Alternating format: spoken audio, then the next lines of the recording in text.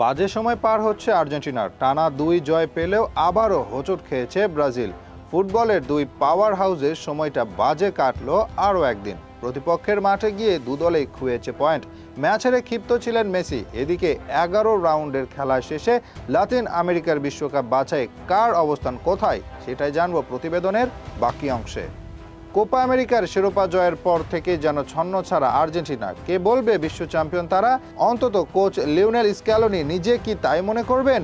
সেই সম্ভাবনা একেবারেই কম। সাম্প্রতিক সময়ে নিজেদের পারফরমেন্স তো সেই কথাই বলছে। কোপা আমেরিকা শেষ হওয়ার পর আন্তর্জাতিক বিরতিতে টানা ৩ মাস এসেছে আর্জেন্টিনা। প্রতি বিরতিতে খেলেছে ২টি করে ম্যাচ। অবাক করা বিষয় হচ্ছে এর মাঝে একবারও সব ম্যাচে জয় তুলে নিতে পারেনি তারা। অথচ এই দলটা কিনা গত ৩ বছরে জিতেছে মোট ৪টি শিরোপা।